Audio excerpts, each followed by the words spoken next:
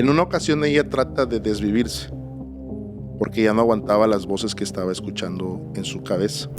Le hablan a la patrulla y cuando llega la patrulla a la casa se encuentra a una mujer sentada en una mecedora con el cuerpo lleno de sangre y cantando alabanzas. Verde. Y dice: acabo de cometer algo y mi hija está en la recámara. Ahora es él el que está hincado y soy yo el que le está apuntando. Y escucho una voz que me dice: ¿lo vas a hacer, sí o no? Yo soy de la idea de que no hay una justificación humana para quitarle la vida a otra persona. Y de repente llegan estos casos.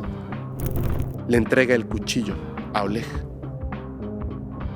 Oleg toma el cuchillo y, aunque no lo crean, esto ha pasado varias veces en la historia, comienza a apuñalarse. Carlos siempre termina arruinando los planes. ¿Qué pasó? Está muerto. ¿Qué? Lo mismo dije. Había mucha carne en las tuberías, algodón con sangre, y lo que reventó esto fue un cráneo pequeño. Verde. Esta es la historia de la trituradora de angelitos.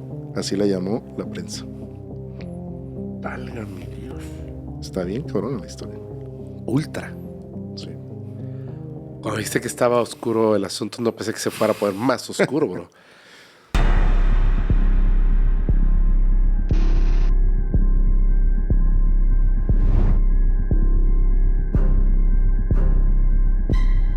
Muy buenos días, tardes o noches. Bienvenidos a un nuevo capítulo de Criminalmente, en donde vamos a adentrarnos en la mente de uno o varios criminales. En esta ocasión está con nosotros Oscar Herbert. ¿Cómo estás? Bien, hermano, muchas gracias por la invitación. Un tanto nervioso de estar aquí. Está como la música está un poquito oscura, Sí, ¿no? misterioso. Misteriosa. Sí, sí, sí. Oye, Oscar, antes de que comencemos, me gustaría muchísimo si nos cuentas primero quién eres, a qué te dedicas, y después redes sociales, plataformas de todos los proyectos y tus personales también, por favor. Ok, mi nombre es, como lo habías dicho, Oscar Herbert. ¿A qué me dedico? Últimamente he estado haciendo contenido de la mano de Paco Arias en la productora Extra Normal, en un proyecto llamado Se Regalan Sustos. ¿De qué va esto? Es un tema, es un podcast que va sobre lo paranormal, lo sobrenatural. Hemos hablado de películas, hemos hablado de exorcismos, brujería, pero en un contexto más como de cotorreo. Ajá. Dice por ahí en la productora que es el podcast ideal después de haber visto Extra Normal o Paranormal.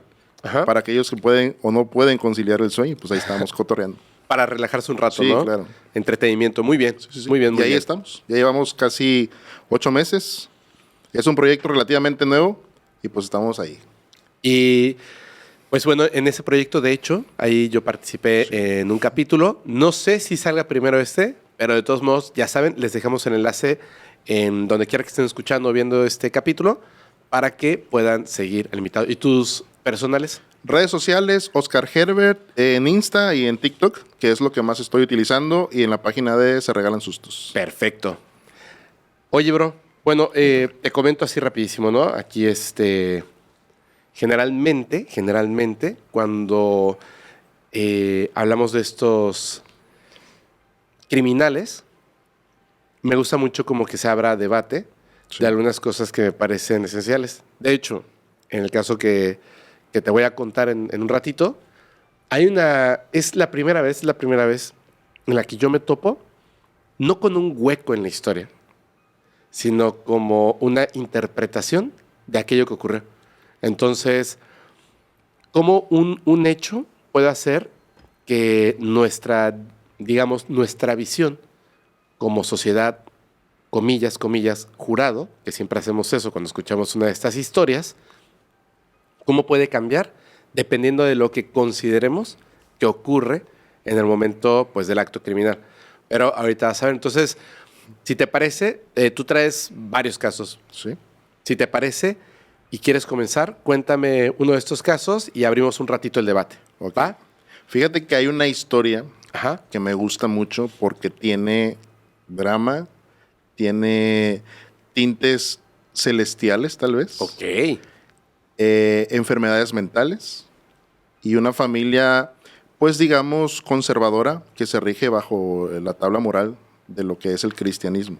Ok. Es la familia Schlosser. Esto sucede en el estado de Texas en el 2004. Ajá. ¿Qué sucede con esta familia? La protagonista de estos sucesos se llama Dina. Dina. Schlosser. Sí. Ella tiene una infancia bastante dura porque a la edad de aproximadamente 7, 8 años es diagnosticada con hidrocefalia. Ok.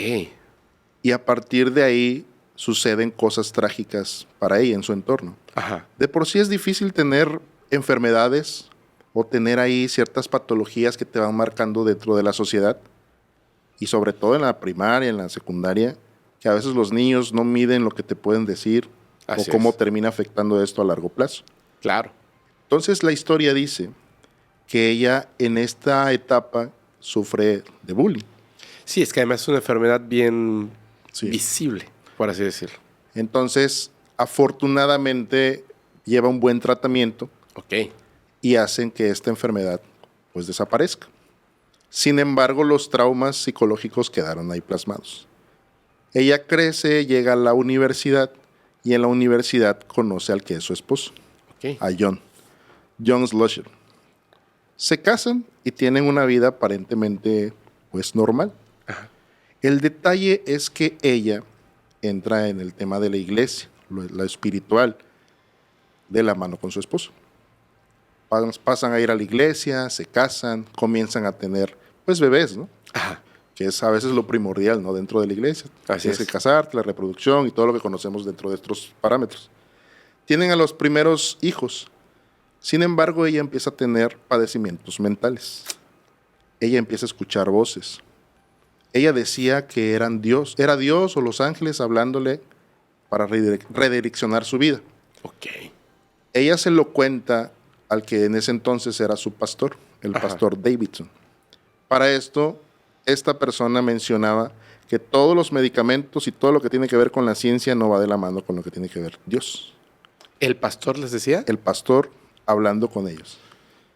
Entonces sugiere que los medicamentos Se ha anulado. se retiren, ¿no? Y eso es bastante riesgoso, pienso yo, ¿no? Claro. Alguien que ignora el tema, ¿cómo puede llegar con esta autoridad a decir, sabes qué, deja de tomar estos medicamentos? Nunca. Pues no es ético, ¿no? Claro. Más allá de lo moral.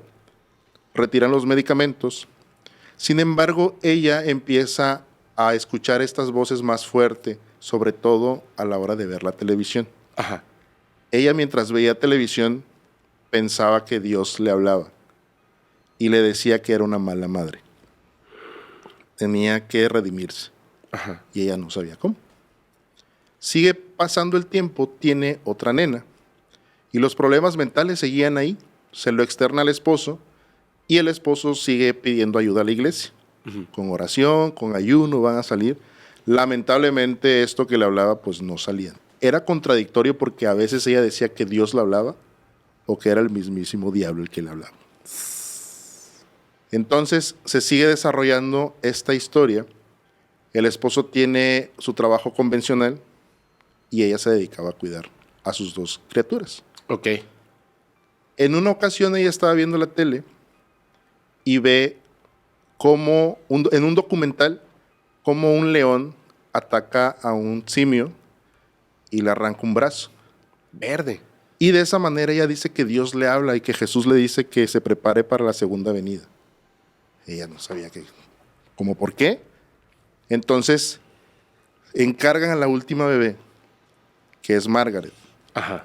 Y aquí es donde se pone bastante turbio, porque en sueños decía ella que Dios le hablaba que esa niña tenía que ser entregada al pastor Davidson. Ok. ¿Para qué? Para que se casara con ella. Estamos hablando de una bebé recién nacida. Sí.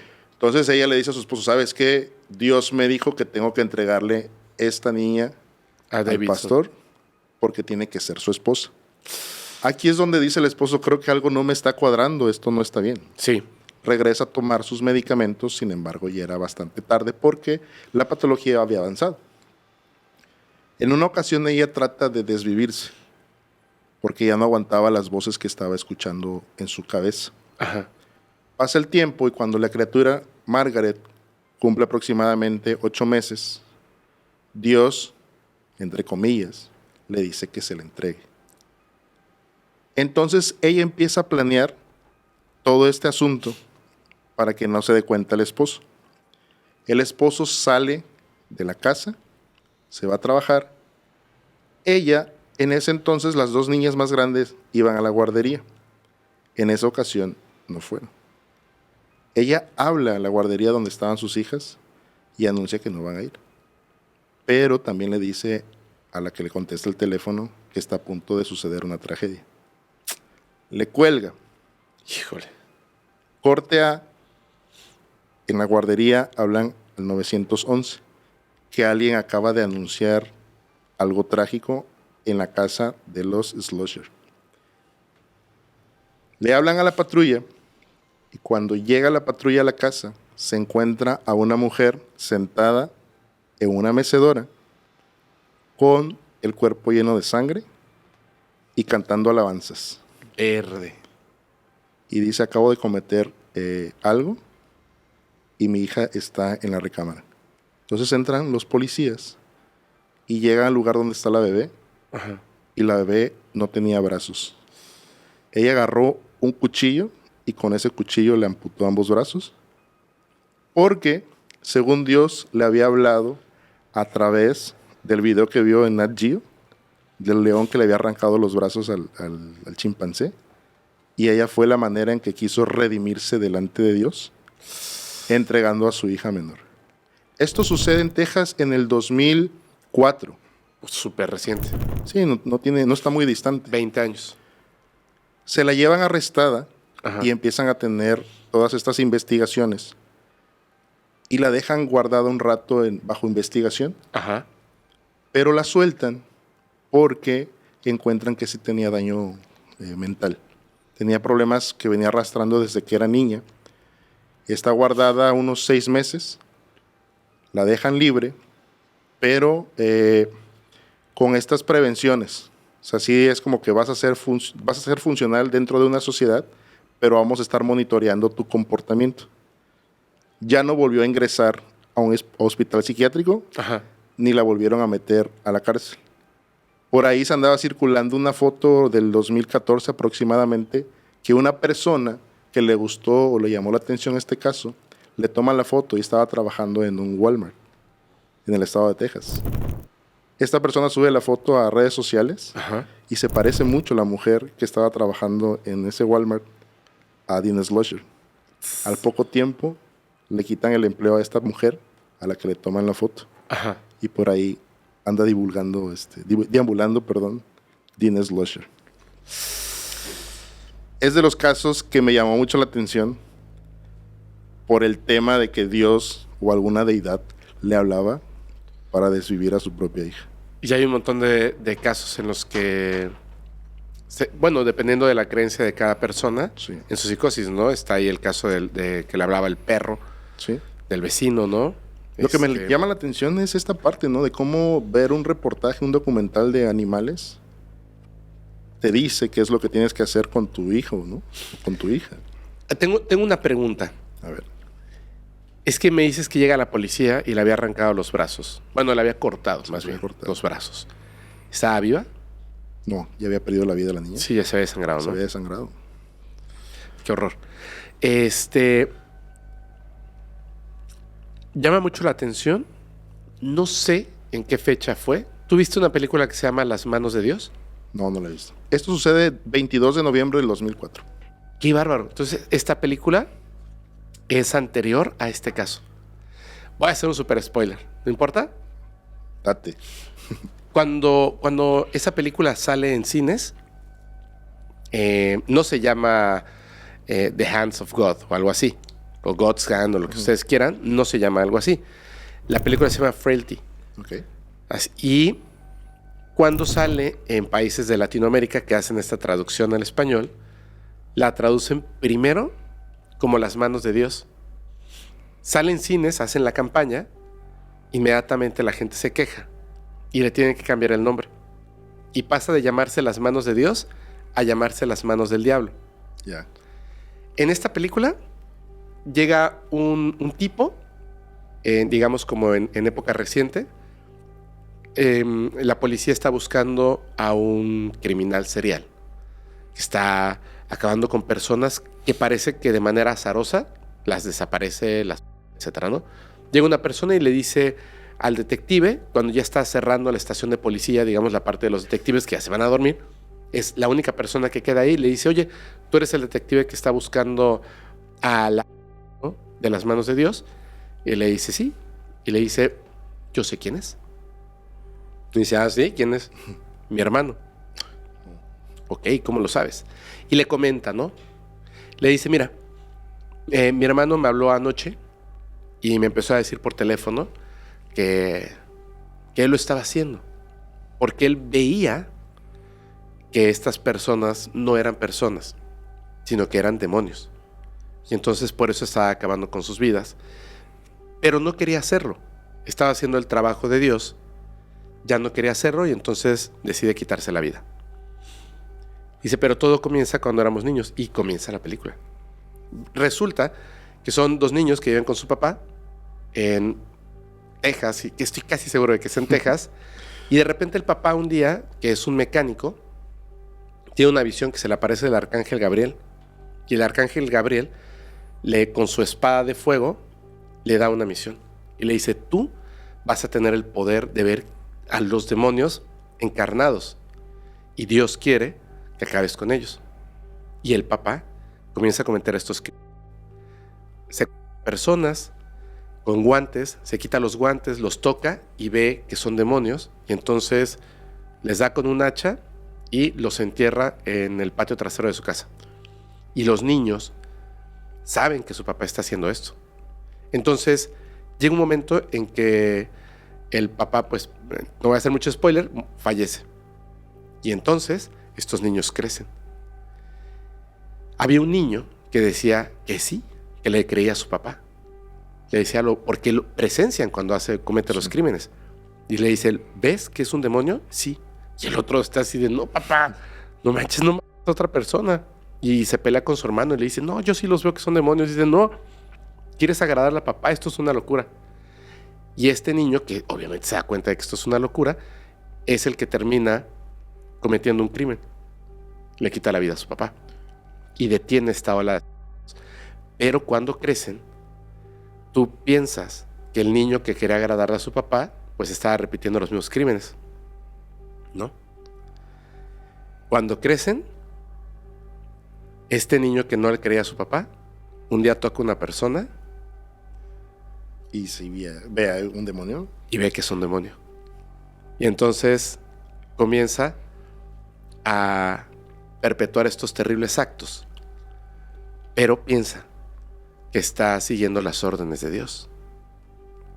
Y la película es súper interesante, porque de alguna manera, lo que yo te comentaba en un principio, y que me gusta mucho de hablar de estos temas, es como tratar de comprender qué pasa por la mente del criminal.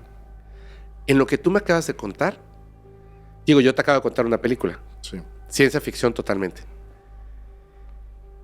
pero de alguna manera la película te permite entender un poquito cómo ve el criminal en su psicosis, qué es lo que observa, qué es lo que escucha, qué es lo que cree. Y desde su punto de vista, él no está haciendo algo tan malo, sino que a lo mejor sí mide que es algo malo, pero cree que es algo importante, ¿sabes? Sí. Como en este caso. Ella a lo mejor no pensó que fuera tan malo, pero sí creía que era importante. ¿Tú qué piensas de eso? ¿Cómo lo ve un criminal? Fíjate que es algo que también nos hemos preguntado sobre esta mesa en Se Regalan Sustos. Cuando ves el lado B de las historias, a veces lo cotorreamos, por ejemplo, con la película nueva del Joker, ¿no? Uh-huh. O sea, este personaje mítico de Batman, cómo te lo logran plasmar del por qué funciona como funciona. Y no justificas lo que llega a ser, hablando otra vez del tema de ciencia ficción. Sin embargo, entiendes sus razones, por qué es tan desquiciado, por qué actúa como actúa. Y es interesante, como lo dices, el poder comprender la perspectiva que tienen estas personas que a lo largo de su vida también sufrieron. Otra vez repito, no es justificable. No es justificable. Y muchos casos como el que te acabo de contar, y creo que ahí vamos a coincidir, vienen desde una infancia sufrida. Exacto. Hay por ahí un caso muy similar de Andrea Yates, me parece, que es un tema, parece que es la copia, parece que es la calca de este que te acabo de contar. Ajá. Es muy parecido. Lo que cambia ahí es que esta mujer era católica e interviene un sacerdote. Ok. Y es lo mismo. Esta mujer desvive a sus 5 hijos porque Dios le habla. Y te vas para atrás y empiezas a investigar cómo fue la infancia de ella, y fue una infancia sufrida, fue una infancia donde sufría bulimia y anorexia, y va sufriendo a causa del bullying, se casa con una persona, hace su vida, y el entorno religioso termina determinando el resto. Así es. Y te vas con otros casos y la misma ecuación. Es muy raro que tenga una infancia tranquila, vamos a llamarlo. Ajá. Así como normal. Sí. Nadie tiene una infancia normal, pero tranquila. Sí, y es esa parte que te termina marcando como adulto tu criterio, tu entorno, y para ellos quizás es normal el actuar de esta manera. Y es que además, hace rato dijiste algo que me parece que es totalmente acertado. No es justificable, pero podemos comprenderlo. Podemos entender cuál fue la motivación, Sí. qué está ocurriendo en su cabeza, cuál es la arquitectura de su universo. Por lo que eso tiene sentido, lógica, y deben de hacerlo, ¿no? Sí. Porque si podemos comprender esas cosas, entonces podemos evitarlo a futuro con niños y niñas, ¿no? Perdón, hay un caso, me parece que es el caníbal de Catepec. Olvidé el nombre de esta persona. Ajá. Y ahorita como te lo voy a decir. A ver, ahorita te digo. Ajá. Es una llamada telefónica que se filtra en internet. Ah, ya sé. De este criminal que habla. ¿Que le habla a su mamá? Sí. Hay de 3 sopas, o me estoy aquí de viejo, pero es lo único que hay para mí, ¿va? Ay, hijo. Es lo que hay. O sea no, ¿para qué te miento? O sea, ¿para qué te choreo? O sea, si yo papá, yo a la hermana de tu novio, pero digo, sí me la estoy pasando gacho, pero pues, o sea, es lo que es. No, pues también soy, no, tampoco es como para que me la esté pasando chido, ¿no? La pasividad con que le cuenta, con que lo acepta, y le dice que tiene 3 opciones. El que se va a quedar ahí, él se va a desvivir o lo van a desvivir. Sí. Me impresiona cómo la mamá está tan alterada del saber que el destino de su hijo ya está forjado. Sí. Y la tranquilidad con que él lo toma. Sí. Es como haber desayunado a las 10 de la mañana un domingo. Sí. Y no pasa nada. Es como, sí lo hice. Es el de Toluca. De Toluca, exactamente. Exactamente. Pero es bien raro, ¿no? Ay, es súper fuerte eso. El tener una conversación con una persona, y a veces no sabemos si está al lado de nosotros, si es un amigo, los padecimientos que vienen trayendo. De hecho, me encanta cómo se conectan ciertos conceptos, ideas con ciertas cosas que nos ayudan a comprender, ¿no? En este panorama de crímenes tan extraños a veces. ¿Tú tienes uno o varios mejores amigos? Sí, sí tengo. ¿Sí? Sí. Puedes pensar, o sea, igual no digas tu nombre, ¿no? Porque si no otro te va a decir, ay, ¿por qué no pensaste en mí? Piensa en uno de tus mejores amigos o tu mejor amigo. Piensa en eso. ¿Estás 100% seguro de que en el fondo no es un psicópata o sociópata peligroso? No, estoy segurísimo. ¿Estás 100% seguro? ¿Sí? Sí. Ok. Ya hablamos de entender o justificar un crimen, ¿cierto? Sí. Te voy a contar una historia Okay. donde, dependiendo de lo que nosotros sintamos, dependiendo de lo que nosotros creamos, puede ser un terrible criminal o no. Fíjate. A ver. ¿Tú crees que haya una justificación para quitarle la vida a una persona? Ya me pusiste a pensar.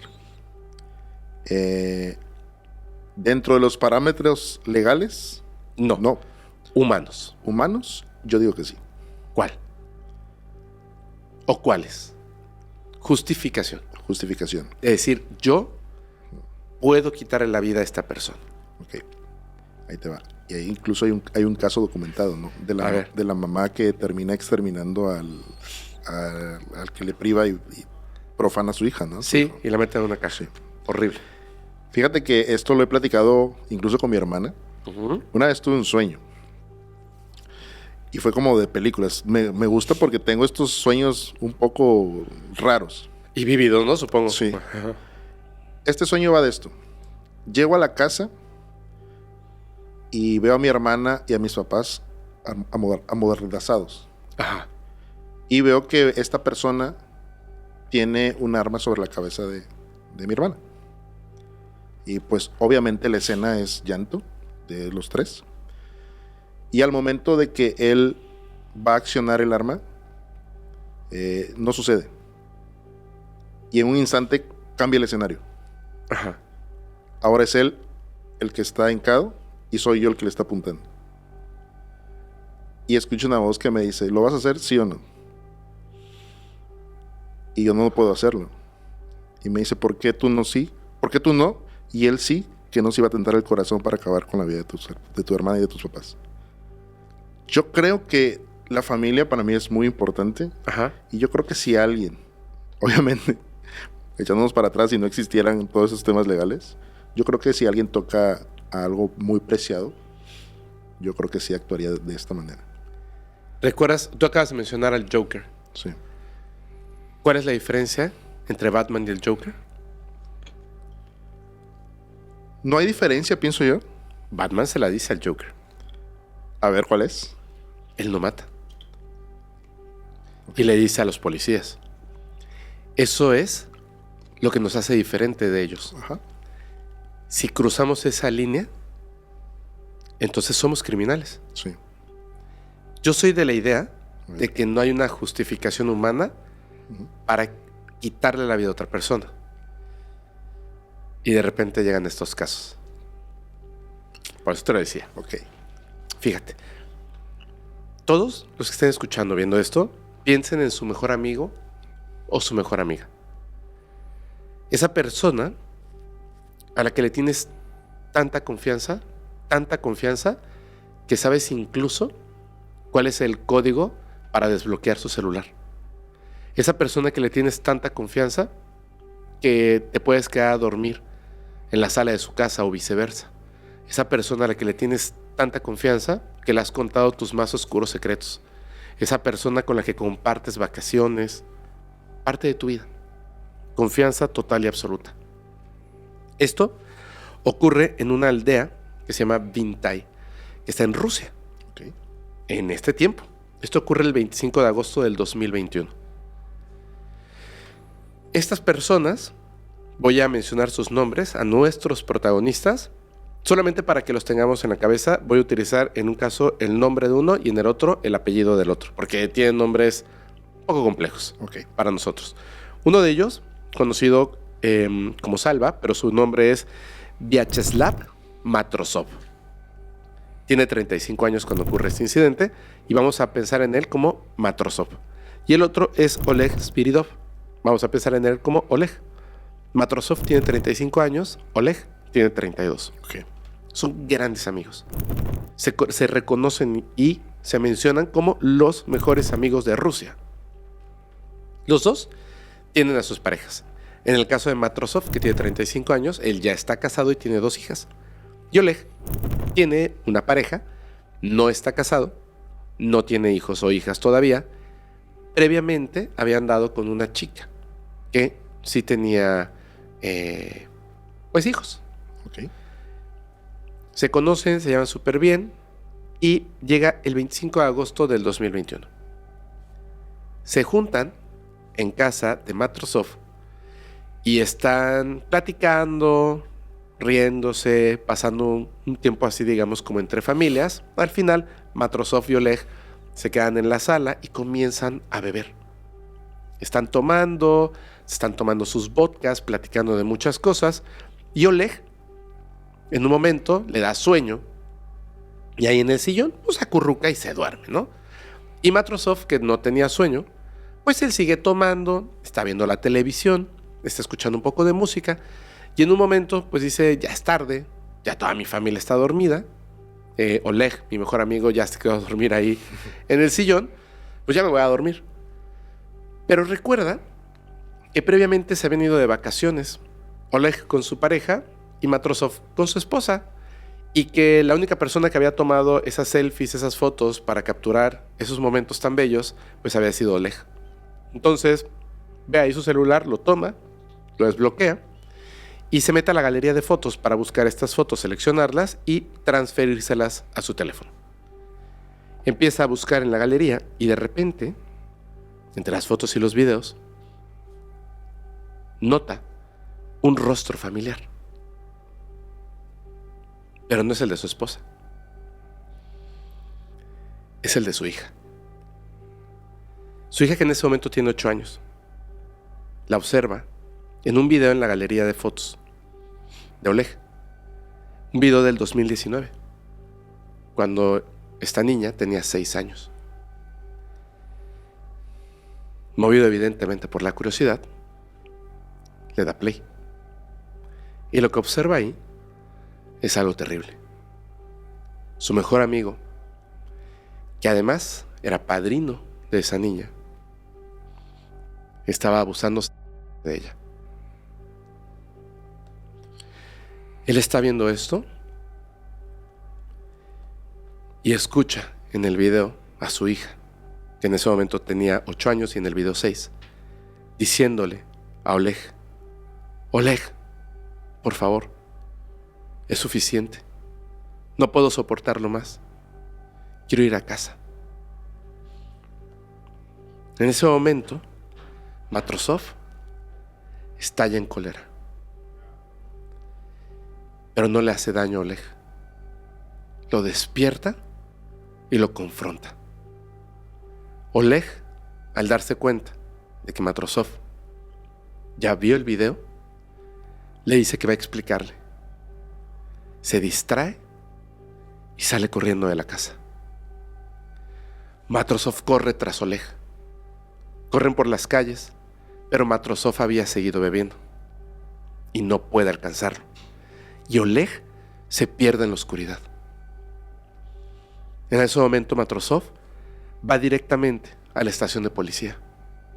Entra como loco y le explica a la policía lo que ha pasado. Les entrega el celular con el video. La policía en ese momento abre un expediente en contra de Oleg. La prueba está ahí, es definitivo. Y además, en el teléfono celular, descubre que tiene otros videos. Por ejemplo, abusando de otra niña, la hija de su pareja anterior. La policía sale a buscar a Oleg, pero no lo encuentra. Y Matrosov está destruido. La policía está haciendo su proceso poco a poco. Y entonces Matrosov sale a las calles a buscar a Oleg. No se sabe exactamente cuándo lo encuentra, pero hay muchos reportes de personas que le dijeron a la policía que vieron a Matrosov y a Oleg. Oleg estaba despedazado, porque cuando Matrosov lo encontró, ya no lo confrontó verbalmente.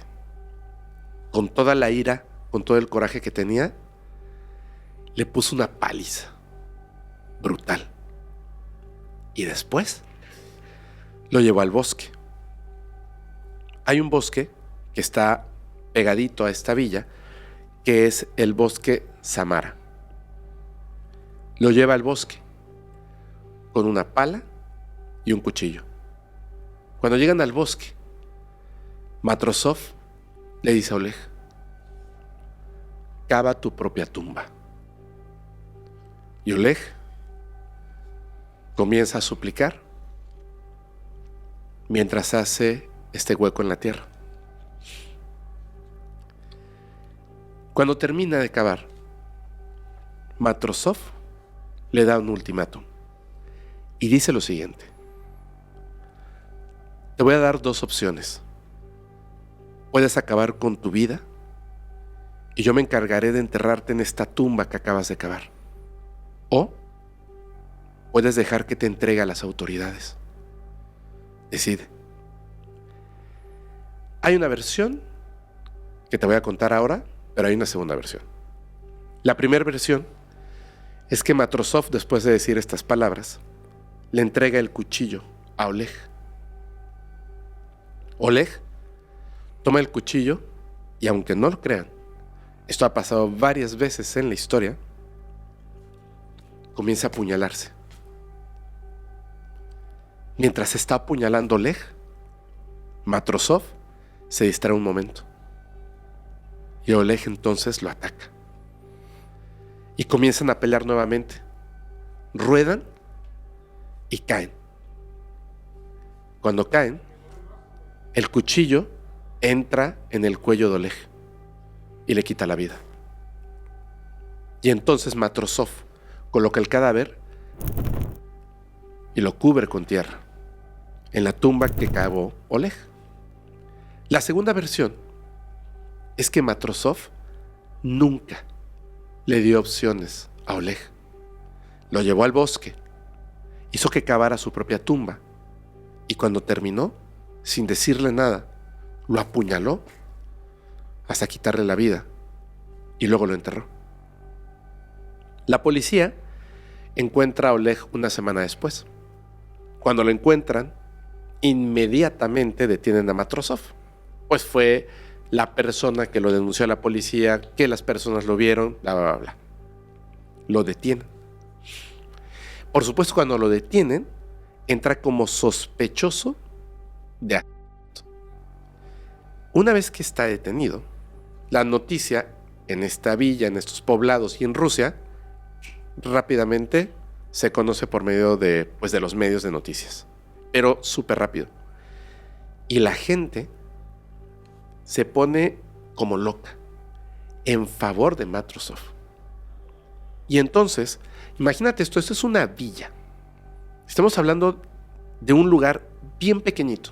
Rusia es enorme, Sí. pero este es un lugar pequeñito. Un total, más de 2.500 personas, lugareños de la aldea en Vintay, que es de donde ocurre esta noticia, más de 2.500 adultos firman una petición exigiendo la liberación inmediata de Matrosov.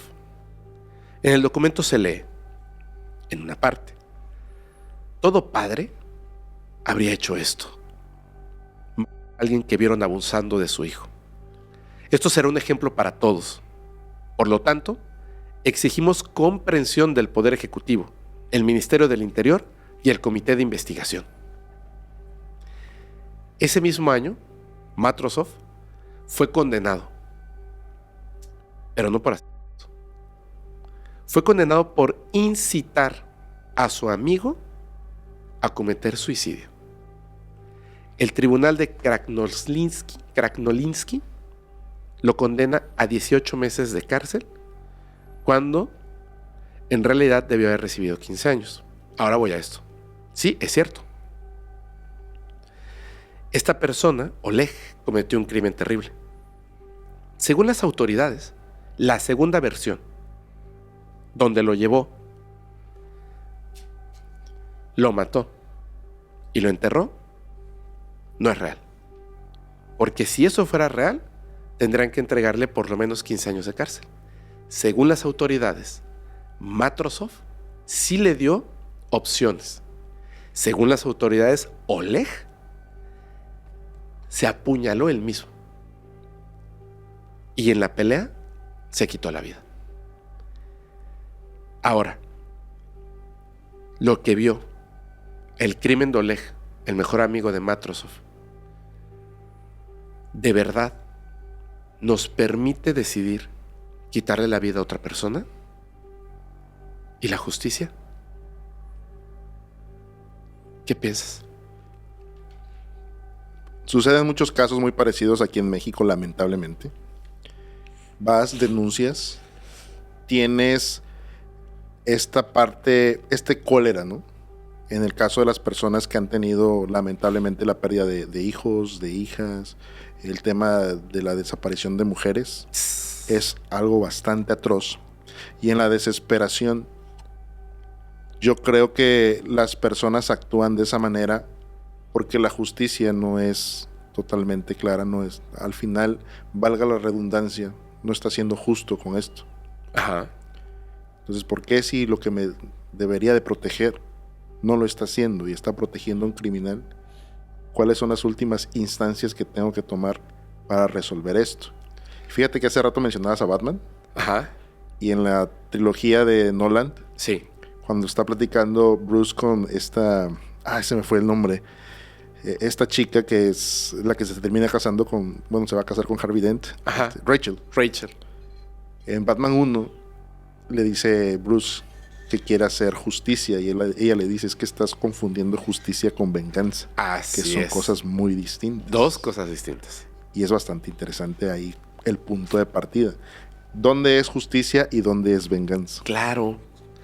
En este caso es venganza, ¿cierto? Es el padre de la víctima. Sí. Es venganza, no es justicia. Nosotros podemos entender que se hizo justicia, pero a través de la venganza. Sí. Y la policía, quieras o no, digo, a diferencia de lo que a lo mejor ocurre en otros países, me parece que sí estaba haciendo lo suyo. Solo que a lo mejor no podía hacerlo tan rápido como él. ¿Cierto?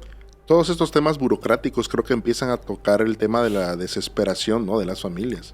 Porque así como privan de la vida a tus seres queridos o actúan con un crimen en contra, quieres que se haga de la misma manera, ¿no? Solucionándomelo rápido. Claro. Porque tengo que estar esperando a que un rufián ande por ahí cometiendo otros delitos. Ahora yo te pregunto, ¿cuál de las dos versiones crees que es la verdadera? La verdadera. Yo creo que no le dio opción. Yo creo que llegó y ahí te vas a quedar. Sí, yo también creo eso. ¿Por qué tendrías que tocarte el corazón? Es que es una línea, ¿no? ¿Por qué tienes que tocarte el corazón con alguien que no lo pensó dos veces para proceder de esa manera en contra de tu hija? Yo creo que es la parte donde saca, pues no lo peor, sino el qué harías para defender a tu sangre. Y es que ese es el tema. Si nosotros pensamos que podemos tomar la justicia en nuestras manos, es decir, venganza, pues se va al carajo la sociedad, ¿no? Sí. Y lo que hizo fue un acto de venganza, no de justicia. Y después la policía lo convierte en un acto de justicia para no tener que darle prisión a la persona que cometió el acto de venganza. Entonces la policía actuó mal. Es difícil, ya lo sé, porque está de por medio una niña. Sí. Ya lo sé. Pero hablando de leyes, todo salió mal aquí. ¿No? Sí, desde la denuncia hasta la manera en cómo él procedió y todo lo que sucede en el entorno, ¿no? Lo que causó en esa sociedad. Así es. Porque dejas un parámetro de que, bueno, pues sí lo hizo. Ajá. Hay que O sea, él sí puede, ¿no? Sí, pues nosotros también podemos. Exactamente. Exactamente. Pero, híjole, yo platicaba antes de grabar, y había una cosa que me llama mucho la atención. Porque cuando ya lo tenía ahí, que estaba dormido, justo cuando acaba de verlo del teléfono, que estaba alcoholizado, ¿por qué en ese momento no le quitó la vida?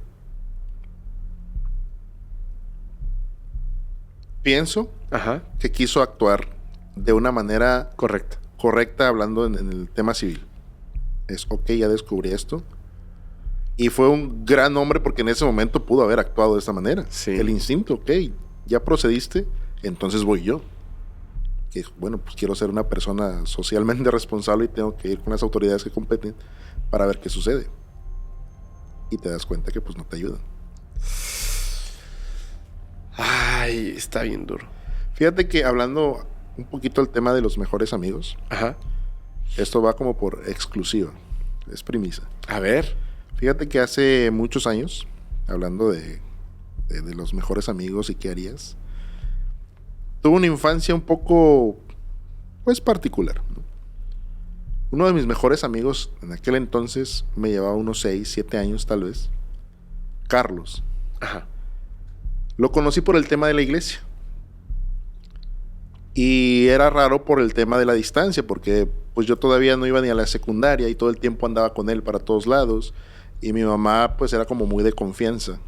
O sea, si vas con Carlos, me siento tranquila. Salíamos a jugar fútbol, nos tocó esa temporada donde todavía se estilaba de salir a la calle con tus compas. Y como éramos de la iglesia, creciendo en un entorno cristiano, Ajá. teníamos también amigos del barrio que pues no eran no eran de la iglesia. Y había un chavo que era católico, su familia muy, muy devota, el buen William. Él era sordomudo y era muy devoto de la Virgen. Ajá. Entonces jugaba fútbol con nosotros y mis amigos de la iglesia lo molestaban cuando yo le prendía veladoras a la Virgen, le llevaba flores, estos llegaban y le apagaban las velas y todos nos reíamos. Y en una ocasión llega Carlos y me regaña, me dice, ¿por qué haces lo mismo que ellos? No, pues es que está cool, ¿no? Pues no está cool. O sea, tú tienes creencias y él tiene creencias distintas y no eres mejor ni peor persona, al final tienes que respetar. Y ahora de adulto Lo comprendes, lo claro. veo de una manera distinta, era una persona bastante madura. Pasa el tiempo, yo llego a la secundaria y en ese trance él me dice que le gusta a una chica de la iglesia. Y ya, la chica tiene problemas con el novio que tiene en turno, sufrió violencia incluso. Uf. Y me acuerdo que andaba bien agüitado y no me quería decir por qué. La razón es que esta chica, lamentablemente, su novio le arrebata la vida. ¿Qué? Y es un tema muy oscuro. Desconozco qué procedió después. Y pues andaba él cabizbajo con sus primos. Yo también me llevaba, éramos muy amigos. Y todo eso te lo estoy contando porque va a aterrizar algo. Empezamos a tomar mucha distancia, pero antes de esto me recalcaba muchas veces, cuida a tu hermana porque es lo único que tienes, y al revés. Pues yo ya tenía 11 años, 10, no entendía por qué hacía énfasis en esto. Toda su familia lo tomaba como el Bibi, porque era muy apartado, era como que el raro de la familia. ¿Bibi? Bibi, la familia peluche. Es como, Nunca la vi. sí, qué bueno. Entonces, Carlitos todo el tiempo muy apartado, a veces convivía, pero como que no le gustaba el ambiente de la familia nuclear ni de la familia extendida. Recuerdo que en esa ocasión yo salgo temprano de la secundaria, porque acá en el estado de Veracruz, bueno, allá en el estado de Veracruz, yo crecí en el estado de Veracruz, se estilaba que en las quincenas, los maestros en todos los grados, primaria, secundaria, preparatoria, sacaban a los alumnos temprano. A las 10 de la mañana ya estábamos de regreso en nuestras casas. Y ocurre más o menos en una quincena. Recuerdo que voy de regreso a mi casa y antes la parada era en casa de los primos de este amigo. Ajá. Había maquinitas y chicharrones y nos poníamos ahí a platicar. Uno de sus primos dice que ya se canceló la ida al río. Y yo, ¿por qué? Me dice el otro, pues Carlos siempre termina arruinando los planes. ¿Qué pasó? Está muerto. ¿Qué? Lo mismo dije. Y yo tenía 12 años en ese entonces, casi 13. Y le digo, a ver, con esto no se juega. Me dice, sí, está muerto. Y al rato, pues es el velorio y hay que ir, pues ya, nos arruinó. O sea, ellos todavía incluso bromeaban con esto, ¿no? Pues se fue. Me paro y me voy, estaba en la banqueta sentado y me voy corriendo a mi casa, que eran como 2 cuadras de ahí de donde estábamos. Le marcó a mi mamá por teléfono y le digo, oye, me acaban de decir que Carlos está muerto. Y pues mi mamá se pone a llorar y me dice, ¿cómo crees? Y pues, hasta ahí, ni una lágrima de este lado. Yo no entendía qué estaba sucediendo. Claro. Aparte estaba muy, muy pronto lo que me había contado de la chica que le gustaba. Sale la nota roja en el periódico, ya sabes, este tema amarillista. Y había unas versiones muy raras de que había jugado la ruleta rusa, que le gustaba hacer este praxis con sus amigos. Para esto, él se casa y entra a trabajar a la policía. Ajá. Y dicen que luego, pues loqueando, agarramos, vamos a jugar a la ruleta rusa, ¿no? Y pues ya sabes, le sacas las balas al revólver. Sí, solo dejas una, la giras, no sé si te va a tocar o no. Lo raro de esto es que su cuerpo estaba tirado en unas vías y regularmente cuando hacen este tipo de juegos, pues se apuntan de este lado, ¿no? Sí. El arma que estaba tirado al lado de él era una escuadra y la herida estaba de este lado. En la nuca. Ajá. Ejecución. Pero fíjate que él siempre fue una persona, a pesar de que era muy maduro, siempre fue muy depresivo. Fuimos al funeral, pasaron 3, 4 días para que yo pudiera llorar porque no sabía, o sea, ¿Qué había pasado? era la primera vez de un encuentro cercano de una persona apreciada que había perdido la vida. Y ya más tarde platicando con unos amigos, tal vez fue un tema de relaciones, pero yo sé que él fue el que se provocó el desvivirse. ¿Sí? Sí. Tenía muchos problemas emocionales, tenía muchos problemas con su familia. Es que vio cosas horribles. Sí. Y fue algo que me impresionó hasta la fecha, hasta no hace mucho.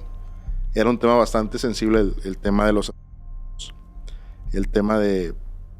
Incluso de los... ¿no? Sí.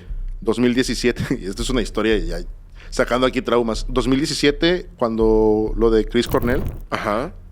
yo no entendía por qué me había agüitado tanto, porque es un artista y pues sí, admiro a la gente, pero nunca de esta manera tan aprensiva como para ponerme a llorar porque fallece pues un cantante que me gustaba, ¿no? Como cantaba. Y un llanto así, no entiendo qué está pasando. Le hablo a un amigo, le digo, güey, está pasando esto. Dice, pues tal vez traes ahí arrastrando algo, ¿no? Uh-huh. Y me conecta con la muerte de mi mejor amigo de aquel entonces. Claro. Que fue bastante turbio, ¿no? Fue bastante raro, fue bastante doloroso. Y esa parte que tú dices, hasta dónde sabes o hasta dónde conoces cómo puede proceder una persona tan allegada a ti. Es que está bien cañón. Yo sí sacando los traumas. Un amigo hace poco, híjole, también, o sea, hizo algo así. Y o sea, nos vemos otros amigos que tenemos en común, ¿no? Y es, o sea, no nos vemos en mucho tiempo y de repente nos vemos y es, güey, lo que pasó con... Sí, no me digas. O sea, ya no puedes hacer nada. Y de alguna manera, los actos de... A mí no me gustan los actos de venganza. Y siento que la justicia, en realidad, pues es una curita. Nada más. Para una herida grande. Porque siempre te queda esa parte de... Quizá pude haber dicho algo. Quizá pude haber hecho algo. Quizá pude haber seleccionado las palabras exactas para evitar que esa persona continuara por ese camino, ¿sabes? Sí. ¿Qué justicia puede haber? No la veo. No la veo, la verdad. Sí, es bien difícil. Sí. Es bien difícil. De hecho, ahorita que lo dices, me acordé cuando... o sea, no por el tema de Chris Cornell, pero el de Chester, de Linkin Park. Sí. Me afectó un montón. Y si ahorita lo recuerdo, pues me va a afectar más, ¿sabes? ¿Y no es algo parecido como lo que me ocurrió? De que tenga un vínculo tal vez con una pérdida hace mucho tiempo, tenga que ver con el amigo que me estás contando. ¿O fue apenas lo de tu amigo? Sí, fue apenas. Okay. Por eso digo que si ahorita, o sea, me afectó lo de Chester porque la verdad es que admiraba mucho a la banda, ¿sabes? Sí. Pero sobre todo a él. Se me hacía muy cool y me gustaba mucho. Y y fue como la primera vez que, así como de, ¿por qué no? O sea, estaba muy joven, o sea, ¿qué pasó ahí? Me afectó en ese sentido. Pero pero digo, si hoy en día lo empiezo a recordar, como que viertes ahí las sensaciones de a lo mejor que dejaste hasta el fondo Sí. de una cosa cercana. Sí, es un tema bastante delicado. Se puso medio oscuro, ¿no? Sí, Más oscuro. se puso oscuro. Pero sí, te digo que yo no entendía hasta que este amigo pues le escarbó ahí y me dice, pues tal vez tiene que ver con la pérdida de esta persona, la razón de la que te agüita que se haya ido uno de tus artistas favoritos. Pues por supuesto que sí. Por supuesto que sí. Ay, todavía nos falta que vas a contar una historia más, ¿verdad? Sí, claro. No, es que hay cosas que no se pueden decir. Hay cosas que no se pueden decir. Perdón. Te juro que te cuento después. Pero, Baba, sin broncas. Sí, es que si no voy a lastimar a alguien. Pero, ibas a contar otra historia, ¿verdad? Sí, claro. Que es muy interesante. Bueno, creo. Sí, claro que lo es. Esto, sobre todo, por dónde sucede. Ok. Esto sucede aquí en México. Fíjate que hace tiempo en Se Regalan Sustos hablamos de algo parecido, de seriales. Ajá. Y me llama mucho la atención el tema de las mujeres. Medio platicábamos, ¿no? Y le había comentado a Jaciel de Juana Barraza. Es un tema que se ha tocado muchas veces. Sí. Y a grandes rasgos, lo que me llama la atención de ese caso en particular es que las autoridades no pensaban que era una mujer la que podía hacer todo esto. Así es.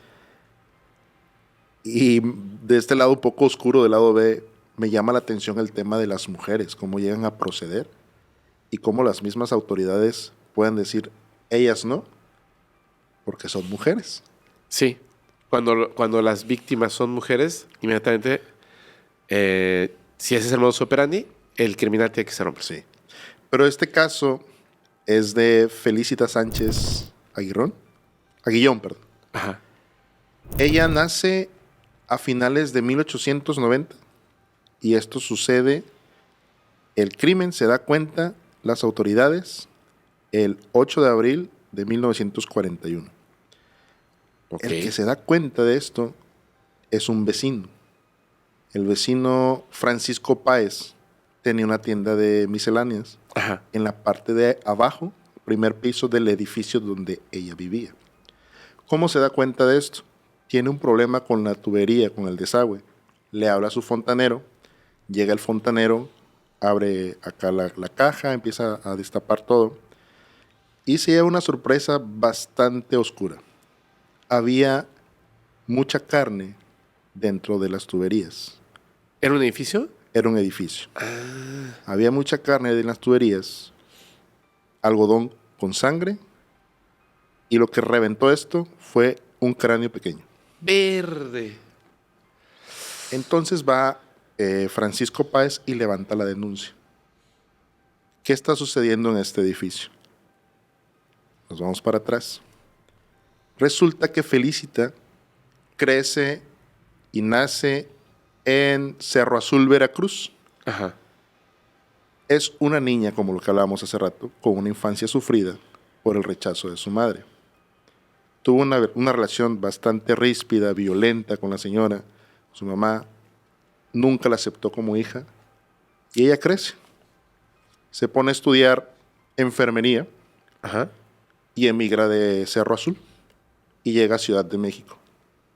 Exactamente a la colonia Roma. Y pues empieza ahí a buscar la manera de solventar gastos. El motivo de llegar a Ciudad de México es que con su pareja en ese entonces tienen unas gemelas. Lamentablemente no tenían la solvencia económica y decide venderlas. No manches. Las vende, su esposo dice que sí, después dice que no, se arrepiente y deciden separarse y es como llega ya a Ciudad de México. En Ciudad de México pues empieza a trabajar, empieza a buscar dentro del rubro que ella estudió, que pues es enfermera, y encuentra, hay un nicho de mercado. Y esto lo dice Páez. De pronto veía pasar por aquí a muchas mujeres de copete alto. Dice el diario La Prensa. Todo esto está documentado en ese diario. Ajá. ¿Qué significa esto? Mujer de alto copete o de poco copete alto. ¿De dinero? De dinero. Y dice el señor, me llama mucho la atención que son personas o mujeres que llegan pues con vientres anchos, gordas, cito, y bajan sin esta panza. Sí. Y ahí es donde viene toda la investigación. ¿Qué sucede ahí? Ella llega a este edificio en la colonia Roma, Ajá. renta en el tercer piso, me parece, si no mal recuerdo, y empieza a practicar, a ser partera. Ajá. Primero. Entonces llega, atiende a las personas adineradas de la Ciudad de México. Y no solo eso, sino que empieza a practicar legrados. Regularmente eran personas que no querían tener bebés. Recordando que las leyes en ese entonces eran muy distintas a las que tenemos hoy en día. Sí, era un crimen perseguido por la ley. Sí. Entonces ella lo que hace es practicar legrados con estas personas que no querían a sus bebés.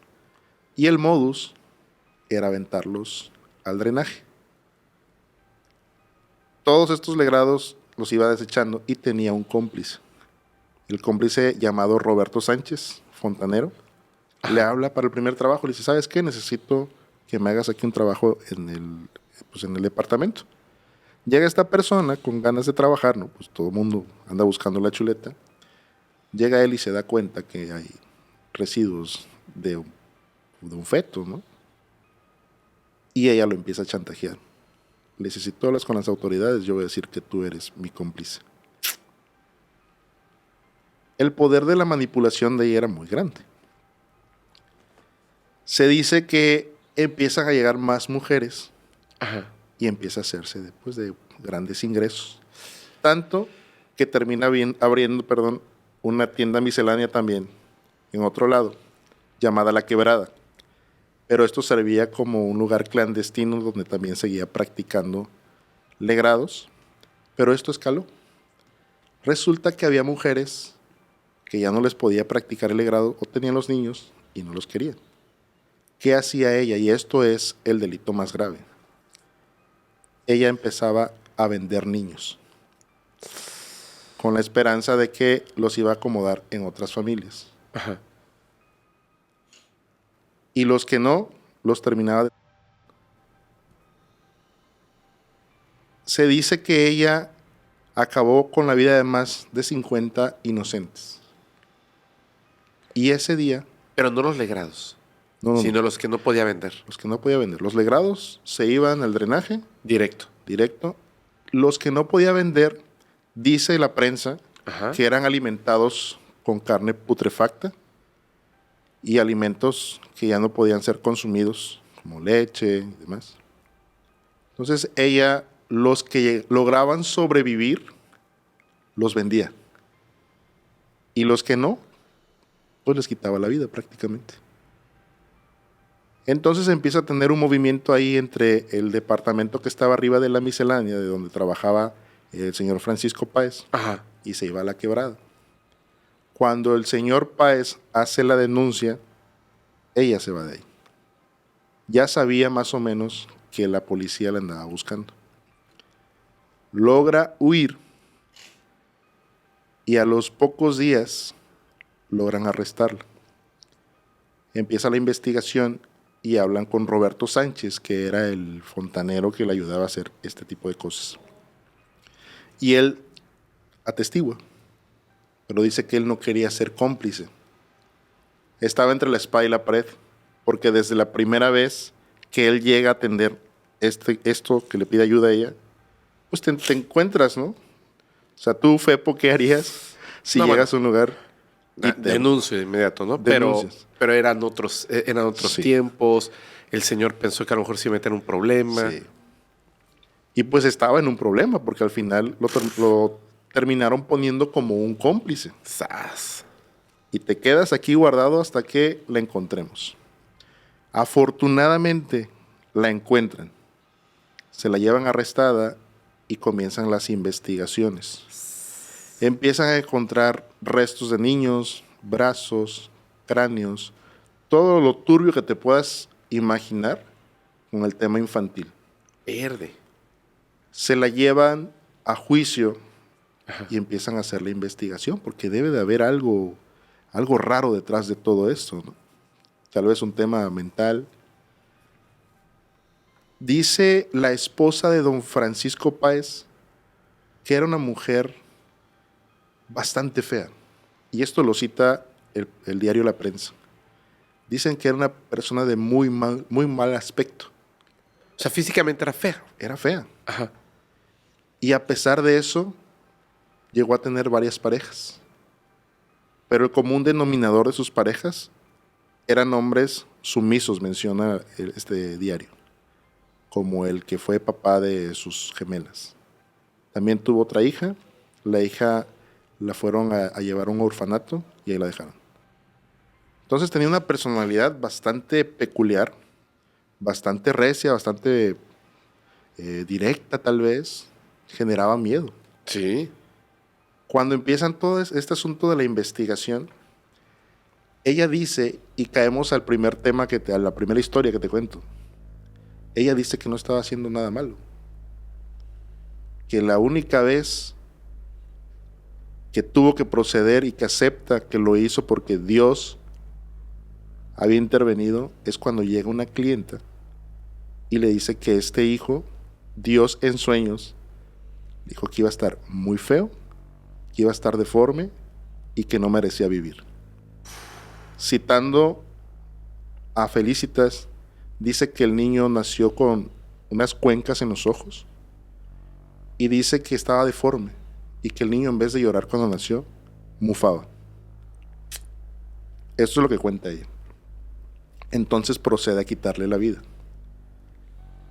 Se pone bastante raro, bastante turbio, y caemos a la historia que tú me cuentas. Ajá.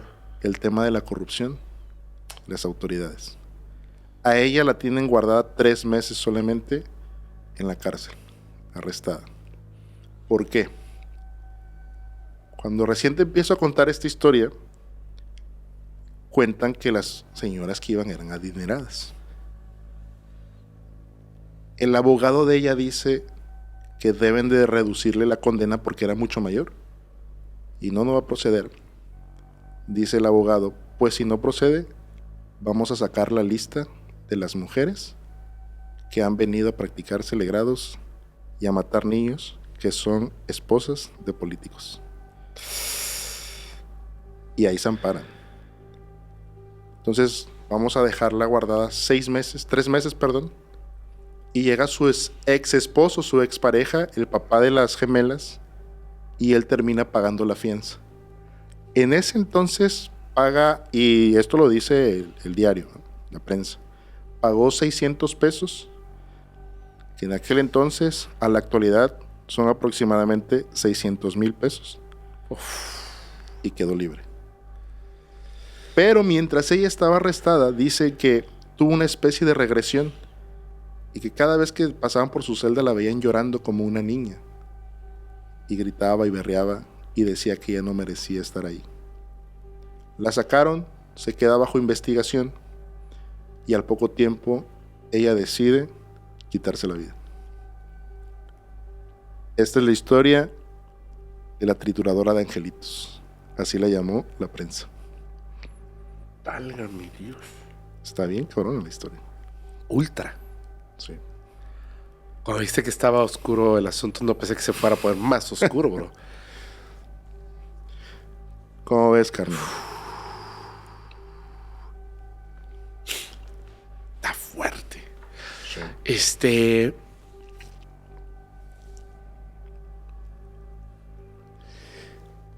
Son estas partes donde entiendo que al investigar, al enterarse de estas situaciones, lo que intentan las autoridades, y no me refiero a los policías o detectives, etcétera, sino a criminólogos, criminalistas, psicólogos, psicólogas, personas que estudian a la sociedad, a las personas, tratan de entender cómo funciona la mente de un criminal. ¿Qué los motiva? Y entiendo que pasó una infancia terrible. Y ya suena horrible vender a tus gemelas. Sí. Ya suena horrible. Pero, más allá de quitarle la vida a un bebé, estaba totalmente alejada de la humanidad. O sea, darles carne putrefacta. No manches, bro. Sí, era muy notorio el rechazo que tenía hacia con los hijos. Sí. Se menciona en la historia. Nunca quiso a sus hijas, a las gemelas. No, nunca. y a la otra menos, por eso no se hizo cargo de. Y había un tema bastante raro, esto me lo salté. Cuando entran las autoridades al departamento donde ella hacía estas prácticas, Ajá. encuentran una especie de altar donde había unos cráneos de unos niños. Es como película de terror. ¿En serio? Había unos cráneos de bebés. Ajá. Y había partes también del cuerpo, unas veladoras, donde ella hacía estas praxis. Sí hay un tema bastante turbio. Se desconoce qué tanto pudo haber sufrido en su infancia como para llegar a rechazar a sus propios hijos. Digo, volviendo al tema de Juana Barraza, que se sabe que ella actuaba hacia con las viejitas Por lo que le hizo su madre. por el rechazo de su madre. Pero Sí. en este caso, tal vez estaba autopercibiendo como su mamá la veía, ¿no? Sí, puede ser. Puede ser. Bueno, debe ser. Pero sí estaba en un grado de locura brutal, ¿eh? No hay película de ella, ¿verdad? No. Yo creo porque la gente se sale del cine. Está Es que muy sí, fuerte. es un caso, sí, bastante fuerte, bastante oscuro. Nunca he escuchado nada tan oscuro en México, ¿eh? Sí, y ahí está documentado. ¡Qué bárbaro! ¡Qué bárbaro! No. ¿Y ese lugar en el que practicaba todo esto, existe ese edificio hoy en día en México, no sabes? Fíjate que sí vi una foto de donde tenía la miscelánea, la quebrada. Ajá. Verde, ese sí lo voy a censurar. Perdón. No, está bien, pero sí sabes entonces. Sí. Bueno, lo vi bien. En este lugar. Pero no recuerdo si este lugar, esta dirección que te acabo de decir, Ajá. es donde vivía el edificio o es su miscelánea. Pero hay una... Ajá. En la actualidad hay un negocio, no te voy a decir de qué, para que tampoco censures, pero hay un negocio ahí. ¿En dónde era la miscelánea? Ajá. Que probablemente es el mismo edificio. No, es que la miscelánea no estaba en el mismo edificio. La ok. miscelánea era del señor que Es cierto. denunció.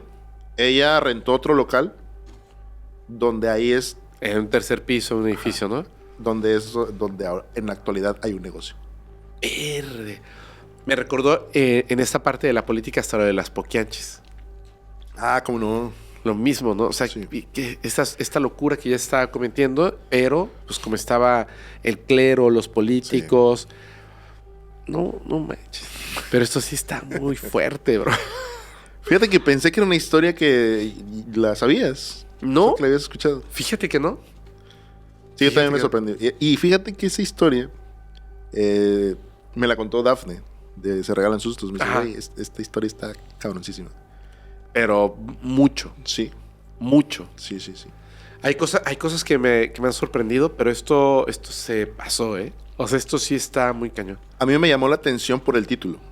Claro. La trituradora de angelitos. Y tiene por ahí, la prensa le puso otros ahí apodos. Pero dije, no. A ver. Y no sabes, de casualidad, este altar que tenía, si tenía alguna imagen, o sea, estaba hacia alguna entidad en específico. No, simplemente menciona ahí el documento. Ajá, Perdón, que estaba el ese altar, diario. ¿no? Sí, que estaba ese altar con cráneos de bebés y restos, huesos, veladoras. ¡Wow! ¡Wow! Bueno. Qué bueno que no hay censura en las plataformas de audio. Guiño, guiño. Guiño, guiño. Sí, porque pues nosotros subimos el capítulo censurado, Sí. por supuesto, a unas plataformas y no censurado a otras plataformas. Sí. Que más que nada, no porque vayan a ver algo, nos vamos a poner ahí una imagen grotesca, ¿no? Sí. Sino porque pues escucharlo todo es como muy interesante, ¿sabes? Muy interesante. Yo pienso en algo. ¿Tú has visitado recientemente la Ciudad de México? No, tiene muchos años que no voy para allá. Viví un rato por allá. Estuve como 2-3 años por allá. Pero te estoy hablando que la última visita que tuve fue como por el 2018, 19. Pues es reciente, igual. 2018, fíjate, igual así como en épocas de elecciones. Sí. Año de elecciones. Ahorita que acabo de ir a la Ciudad de México, noté algo que no me había dado cuenta de hace mucho tiempo, o sea, cuando estaba jovencillo y estaba viviendo en la Ciudad de México. De repente cuando llegas en el avión o estás en la calle y ves así la cantidad inmensa de gente en un espacio tan pequeño, etcétera, etcétera, etcétera, etcétera, y ves la cantidad de personas. Y cuando llegas desde el avión, ves incontables edificios. Y de repente lo observo y me imagino, en uno de esos edificios, Bárbara Guerrero Pachita estaba curando personas mágicamente. Por allá, quizás, es donde Juana Barraza fue detenida. Por allá, y empezó como a ver, es como tirar un alfiler y donde cae una historia extraordinaria. Pero, cuando ya llegas a nivel de piso, te das cuenta de que las historias extraordinarias positivas ya se están acabando. Y lo que acabas de contar, seguramente algo similar o peor, está ocurriendo hoy en un edificio de la Ciudad de México, bro. Sí. Y es donde yo digo, estas historias, más allá de ¿ya escuchaste esto? Creo que como parte de la sociedad debieran dejarnos, por lo menos, el observar a nuestros hijos, con quién están, qué personas permitimos que se acerquen a ellos, cuándo. Tu hijo, tu hija, en el futuro, ¿estás haciendo bien las cosas para evitar que se convierta en una persona así? Es duro, ¿no? En un entorno salvaje. Sí. Yo hago muchas bromas en Se Regalan Sustos con el entorno familiar. Ajá. Y digo, no es el caso, ¿no? Pero es muy profundo, trasciende más allá de tener una familia. Aunque no parezca, sí soy un señor conservador de derecha. O sea, sí tengo el concepto de la familia, el por qué he decidido no tener hijos todavía. Se me hace una gran responsabilidad, más allá del tema monetario. Sí. El qué le puedo brindar yo a un individuo, el cómo voy a poder ayudar a formar un carácter, un criterio. Estoy medio deschavetado, ¿no? O sea, soy muy inestable en ocasiones y es lo que me frena. Digo, yo no quiero vaciar estos traumas hacia una generación que viene detrás de mí. Tengo que seguir aprendiendo. Hasta ahorita digo, no. Con los niños no, y no quiero tener una descendencia que en algún momento pueda pasar algo crudo, algo feo, algo inusual dentro de una sociedad, porque es un gran compromiso. Claro. Tener una familia, el criar a una persona que viene de ti. Claro. Y luego uno, como adulto, no mira todo el entorno, ¿no? A veces está en la discusión uno a uno y no sabes qué tan poderosas son esas palabras que están saliendo hacia con tu pareja, o te desquitas, vienes enojado del trabajo porque tu jefe es un nefasto y te tratan mal, y te desquitas con una criatura, ¿no? Sí. Por ahí, no voy a decir nombres, pero un amigo en algún momento me contó que tenía un trauma, pues, con su papá. Su papá desde muy niño le decía, oye, un ejemplo, ¿me puedes traer la escalera? Y ya venía él y se tropezaba, le daba un golpe ahí a la pared o a la puerta, y el viejo se encabronaba y le decía, es que eres un inútil. Y eso se lo decía desde muy niño.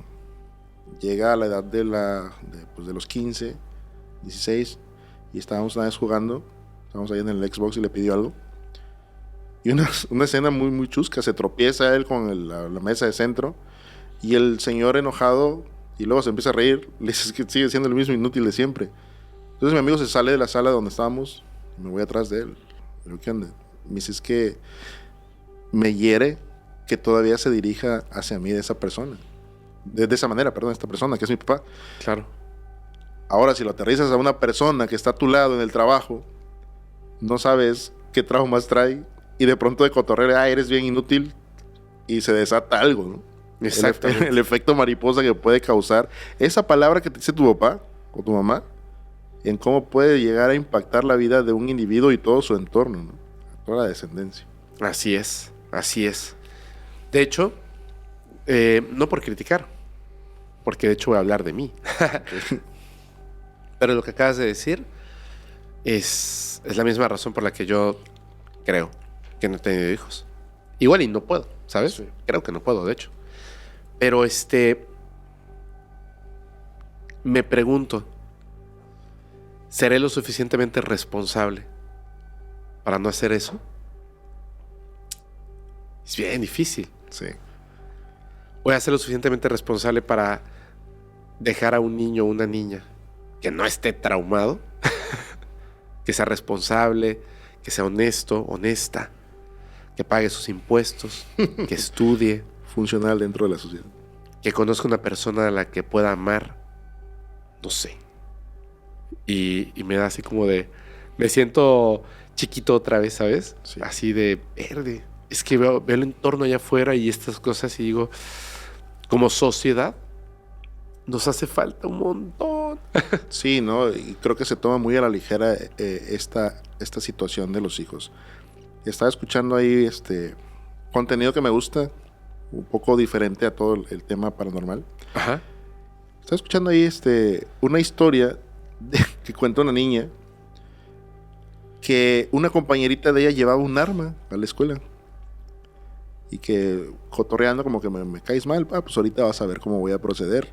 Y va la niña y saca un arma de su mochila, aquí en México. Y se hace todo el borlote. La niña le cuenta a su amiga, algo así, Ajá. a un amigo, y el amigo va y le dice a la profesora, ¿sabe que fulana tiene un arma? Y la niña, a la que habían amenazado, no lo quería decir porque pues ves un arma a los 8 o 9 años, obviamente te espantas. Y van a traer a los papás, se hace todo el show, ya sabes. Pues para la familia era normal que no traer armas. Claro. O sea, eso es la jungla en la que vivimos constantemente, que es lo que mencionabas hace rato. O sea, vas pasando. No te vayas a México, aquí. Sí. No sabes qué está pasando dentro de una casa mientras tú vas caminando. No sabes si el individuo que está ahí o la familia la está pasando muy bien, está haciendo algo atroz, o simplemente está en un estado de soledad. Sí, no sabes. No sabes. Y todas nuestras acciones tienen efecto en los demás. Claro. De hecho, creo que si por alguna razón no tengo hijos el día de mañana, creo que también para las personas que deciden no tener hijos o que por alguna razón pues no se dio y no tuvieron hijos, también ellos son parte de la sociedad y también tienen que hacer un entorno saludable para todos los demás. O sea, no porque no tengas hijos, entonces ya puedes hacer lo que quieras, ¿sabes? Sí, no. No te embriagues de lunes a domingo, hermano. Oye, ¿qué ¿sabes?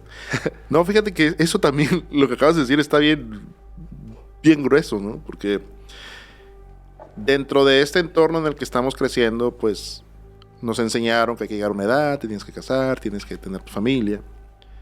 Y creo que en algún punto, hablando desde estos lugares, desde mi tierra, desde mi aldea, que lo digo con cotorreo y con todo el cariño del mundo, las mujeres tienen un poquito más de presión, ¿no? Se te está yendo el tren. Sí. Pero, dijera aquel, también hay hombres que deciden no tener una familia y a nosotros no se nos recrimina tanto. No se nos recrimina. Sin embargo, sí estamos como dentro del grupo de, pues como que ellos están de aquel lado. Los raros del salón van por allá y ya no tienes como una funcionalidad dentro de este entorno y te terminan haciendo un lado porque ya no estás con este grupo, ¿no? Y me pasa, la mayoría de mis amigos, los de aquí, mis amigos con los que cotorreo, todos, absolutamente todos, ya tienen su familia. Sí. Y me imagino que te ha pasado algo similar. Muchísimo. Son muy pocos los que no. Pero 2, quizá. Todos los demás, sí. No, sí. Súper, ya tienen familia. Y está bien. Sí. Está bien. Solo espero que de verdad, que estas historias ya no se repitan, pero en serio, hagan ese ejercicio cuando lleguen a una ciudad tan grande como la Ciudad de México, obsérvenla desde arriba, son como hormigas, somos un chorro. Y cuando estén abajo, no obviamente una colonia así, donde está la persona que ni siquiera es originaria del lugar, con su perrito de $5,000, en lunes a las 11 de la mañana, y dices, ¿en qué trabajará, no? No en esos lugares, sino en el común, en el pueblo, en el 90% del territorio mexicano o de Latinoamérica, donde se pasa hambre, donde hay que trabajar 16 horas al día, donde el transporte público tiene una llanta ponchada, donde pasan cosas horribles. Ahí en el 90%, ahí observen su entorno Se ve peligroso. Eso es lo que tenemos que cambiar, creo yo. Sí. Porque, imagínate, naces con un problema mental y luego te tratan mal. Todos, o sea, quienes te debieron proteger, tu padre y tu madre, son los que peor te tratan. Sí. Y luego te sueltan ahí al mundo. Oye, ¿te acuerdas el caso de esta persona en el Metro Valderas, allá como por el 2009, el 2008? ¿Cuál era? De que una persona estaba esperando el metro, perdón, ¿El que empujaba a la gente? y saca un arma. Ajá. ¿Te acuerdas de eso? ¿No te acuerdas? No. En Metro Valderas están esperando este cambio, ¿no? Ya ves que llega el metro y antes de subir, deja bajar. Ajá. Empieza a ver algo ahí y un loquito, saca un arma y empieza a disparar. Y pues todo el mundo sale corriendo, ahorita como decías de las hormiguitas, se dispersan, unos se esconden en los vagones de atrás y este loquito está apuntando a todos Verde. y queda un señor adentro del vagón Ajá. y lo está observando. Entonces cuando él apunta hacia otro lado, el señor que está dentro del vagón se le abalanza para quererlo someter. Ajá. Lamentablemente, pues ya ves cómo está el piso del metro, Se resbala. se resbala. Y en este forcejeo, esta persona lo desvive ahí. Nadie lo ayudó, nadie lo apoyó. Obviamente es un momento pues de caos. Reaccionas instintivamente tal vez. Y muchos que vemos, ¿no?, en las noticias, yo lo pudo haber sometido. Estando ahí la adrenalina todo lo que da. Pero se decía que esta persona que saca el arma venía de un contexto de estrés. Ajá. Por ahí así como que venía como con ganas de violencia, ¿no? Y lamentablemente termina en esto, en la pérdida de la vida de una persona que quiso someterlo. Cuando... Fíjate, o sea, de hecho acabas de hacer acabas de poner un escenario tremendo, ¿eh? El metro de la Ciudad de México. Otra vez, somos tantos que una persona, ese nervio esa pequeña línea que lo estaba todavía dejando de este lado de la sociedad, se reventó y terminó matando a una persona. Sí. 3 cosas así que brevemente te voy a contar que yo experimenté de un montón, pero estas sí me dejaron así como... ¡fua! O sea, la Ciudad de México, ¿qué pasa ahí? Cuando estaba chiquito, tendría yo como 8 o 9 años, quizá, o 10, tal vez. Tomé el metro pues, para ir a la escuela con mi hermano. No recuerdo si estaba con mi hermano en esa ocasión o estaba nada más con un compañero de clase. Pero, aunque parezca raro, pues entre la pobreza y la necesidad, era así como de aquí te vas a clases y de aquí regresas, ¿sabes? Sí. Y lo tienes que hacer. Y hay un montón de niños. Y estábamos ahí y había un señor con una señora que estaba sentada y un niño más chiquito que yo. Y ese señor le pegó horrible. Horrible, bro. Ahí en el metro. Algo le estaba reclamando a su esposa y le pegó. Y nadie se metió. Nadie hizo nada. Luego, cuando tenía yo como 17 o 18 años, que regresé para estudiar la carrera, estaba en el metro y se subieron como 10 personas, hombres y mujeres, más hombres que mujeres. Y había una chica en especial que inmediatamente, o sea, la volteé a ver porque era tremendamente hermosa, súper bonita. Y estaban todos estos hombres y chicas tan drogados, tanto, que tenían plumones de estos permanentes y se los pasaban directamente en la lengua. O sea, los ojos se iban por todos lados, o sea, algo malo iba a pasar ahí, ¿sabes? Sí. Y la tercera, iba llegando yo al Metro División del Norte, si no me equivoco, y cuando, pues ya después de pasar el boletito y eso, cuando íbamos ya a la estación, empezaron a sacar a todos. Y yo así como de, ¿por? Y las palabras de la policía no era que alguien se había caído a las vías, que habían empujado a alguien a las vías. Y ocurrió algo horrible, que de verdad, o sea, yo observaba lo que pasaba y decía, no lo puedo creer. Había mucha gente empujando para poder asomarse a ver el cadáver. El morbo. Sí. Aún en contra de la policía. Uf, ay, qué feo. Pero bueno. Fíjate que ese tema es bastante turbio, ¿no? El de la gente, el querer ver ahí un cuerpo. Hace muchos años, y no es por hablar mal de esta gran ciudad, porque es una gran ciudad. Sí. Y hay gente muy, muy trabajadora. Tú puedes ver a gente desde las 5:30, 4 de la mañana trabajando. Es zona industrial, hay mucho comercio, vienen gente de diferentes poblados a comprar acá verdura, alimento para el ganado, etcétera.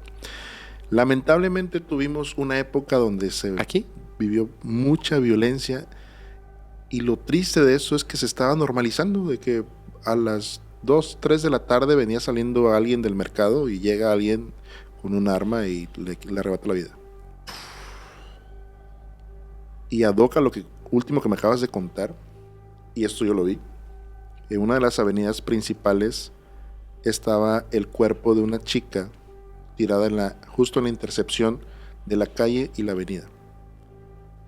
Y estaban acordonando el área. Y el tránsito, pues obviamente lo estaban desviando, pero mucha gente se estaba acumulando ahí por el hecho de tomarle una foto y grabar un video. Y acaba de perder la vida esta señorita, esta señora, está ahí. Todo el escenario muy mal, ya te ha tocado el calor de aquí. Pues sí. Eran 2, 3 de la tarde tal vez. Y la gente ahí, en lugar de irse, prefería grabar, tomar una foto. No sé. O sea, esto lo haces ¿para qué? Para ganarte un like a través de la pérdida de la vida de una persona. Eso sí se me hace muy atroz. Atroz. Porque podría ser tú. Sí, el día de mañana. O tu madre. O tus hijos. Sí. Solo por eso no debieras hacerlo. Sí. Oh, oye, te voy a decir algo.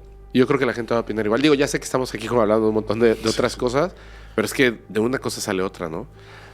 Yo, 2 cosas te voy a decir. Dime. 2 cosas te voy a comentar. La primera, yo creo que de repente como que me agüito. Y digo, no veo la luz al final del túnel, te lo juro. Pero yo creo que sí. Desde el hecho de que lo estamos hablando y no lo estamos hablando desde el lado del morbo, no lo estamos hablando así de, uy, sí, no, y mató a no sé quién. O sea, sino como, uy, que no se repita la historia, ¿sabes? Pero hay que entender qué pasó ahí, ¿no? Que nos ayuden personas que se dedican al estudio de la mente humana de manera profesional o médica, también que nos ayuden a comprender estas historias. Estos son programas evidentemente para personas que tienen la capacidad de comprender y entender esto, y surgen muchas cosas porque al final todas las personas, por el lugar en el que hemos vivido, por el entorno en el que hemos estado o por una simple casualidad, hemos estado cerca, espero que no tanto, de un crimen violento. Todos tenemos en nuestras ciudades, en nuestros poblados, esas historias, ¿no? De cuando todo era paz y tranquilidad y ocurrió un hecho terrible, sí, que son las cosas que llegan a nuestros oídos, pero no son las únicas que hay. Pero sí creo que las cosas están cambiando porque las estamos reconociendo de una manera inteligente para no repetirlo en el futuro. Sí. El día de hoy ya sabemos de enfermedades mentales, el día de hoy ya sabemos de modus operandi, el día de hoy ya sabemos que la Fuerza Armada puede hacer un excelente trabajo, el día de hoy sabemos que tenemos que respetar ciertas reglas y tenemos que cuidar a los más pequeños. Ya lo sabemos. Sí. Y la segunda, que eres un invitado, bro. Muchas gracias. Un invitado, y me gustaría comprometerte a... Digo, yo sé que estamos lejos, pero me gustaría muchísimo que pudieras acudir en otra ocasión aquí en Criminalmente para que nos cuentes alguna de estas historias tan cruentas.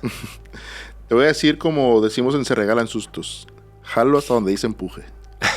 No, yo estoy más que anotado. Hace rato que estábamos grabando con Pepe y Chema, le hacían énfasis en esto. Cuando tienes pasión por las cosas que haces, se nota. Sí. Y afortunadamente hoy me toca estar sentado aquí contigo, que eres un gran referente del tema. No, hombre, gracias. Del rubro, que también está Paco, está Pepe y Chema, Mystery World, que me sorprende la pasión con la que hacen las cosas y se ve reflejado en tu trabajo, en el trabajo de cada uno y las comunidades que van formando y cómo se van entretejiendo todos, ¿no? Sí. Y me gusta mucho eso y creo que terminas contagiando a la gente haciendo un tema, el tema de producir contenido, terminas, y no nos damos cuenta a veces, que terminamos contagiando a otras personas para seguir metas, sueños, y creo que es una dicha poder haber estado aquí contigo, carnal. No, hombre, bro. Muchísimas gracias. De verdad. Yo, en serio, te lo agradezco mucho porque, pues, me estaba diciendo Paco, me estaba diciendo Jaciel, tienes que grabar con él. De verdad te va a sorprender. Y yo dije, pues órale, ¿no? Vamos a ver qué onda. Si nada más dice tonterías, se regalan sus... No, y sí me quedé muy sorprendido. Sí me quedé muy sorprendido porque a lo mejor hay dos formas de contar la historia. Sí. ¿Cierto? Sí. La que yo creo que es la humana, la que te conecta con la parte humana y hasta la sufres. Y la otra es, así ocurrieron los hechos. Y, ok, o sea, pero quiero generar empatía, ¿sabes? Quiero generar empatía porque tengo esa parte humana. Y lo hiciste súper bien. Muchas gracias. Digo, yo sé que... Me sonrojas, carnal. No, sí, lo hiciste muy bien, te lo agradezco muchísimo. Por favor, repítenos redes sociales, plataformas, todo. Ok. Personales, pueden encontrarme como Oscar Herbert en Instagram y en TikTok. Subo más contenido a Instagram. Estoy empezando en esto. Te mencionaba hace rato que llevamos más o menos 8 o 9 meses en Se Regalan Sustos. Es una gran aventura todo esto. Me han forjado a adentrarme, me ponen retos y me gusta mucho esto. Del tema paranormal sabía nada. Entonces de pronto llega Paco y dice, vamos a hablar de esto. Y la neta es que soy medio ñoño, ¿no? Y llevamos ahí talachando en Se Regalan Sustos. Creo que es un gran proyecto. Me gusta mucho el cotorreo, como te has dado cuenta. Me gusta como encontrar el lado B de las cosas, el lado gracioso. Y Se Regalan Sustos, la página, bueno, el perfil de Instagram como Se Regalan Sustos, en YouTube como Se Regalan Sustos. Ahí pueden encontrarnos para que se alivianen un poco si andan estresados. Es más, tirando un poquito a la comedia que al tema serio. Pero ahí están. Y muchas gracias de nuevo. No, hombre, muchísimas gracias a ti. ¿Puedo hacer esto? Sí. Ahorita que terminemos. Ok. Yo les agradezco muchísimo. Es que aparte, en serio, se va a decir, ya. Las últimas veces que he grabado son temas que me... Así, y termino... Pues hablamos del 2 de octubre. Bueno, yo solo escuché y Rodrigo se pasó. Y luego, el que salió anterior a hablamos de ambientalistas que les dan quiebre. Y estaba así frustrado al final, así de ¡demonios! O sea, porque me siento chiquito, no puedo hacer nada. Sí podemos. Sí podemos cambiar las cosas de manera positiva. Entonces ahorita, como estas otras cosas, y piensas en tu entorno y cosas personales, etcétera, pero ahora siento como que ya veo la luz al final del túnel. No me va a tocar ver, digamos, esa parte luminosa, pero creo que sí vamos en buen camino, ¿no? La sociedad. Somos más y somos mejores. Así que hoy me sentí al final, digo, después de aterrarme con las historias, sí me sentí como qué bueno que eso pasó hace mucho y qué bueno que podemos cambiar las cosas hoy. Entonces me siento mejor. Gracias, ya nos vamos. Yo les recuerdo que pueden mandar... Bueno, tenemos un correo, ni lo vamos a poner porque ahorita la verdad todavía no lo podemos checar, pero más adelantito sí vamos a volver a levantarlo del correo electrónico porque vamos a tener unas cosas muy especiales. Nos vemos la próxima semana, gracias, para adentrarnos en la mente de otro criminal. Es así. Ese. Gracias.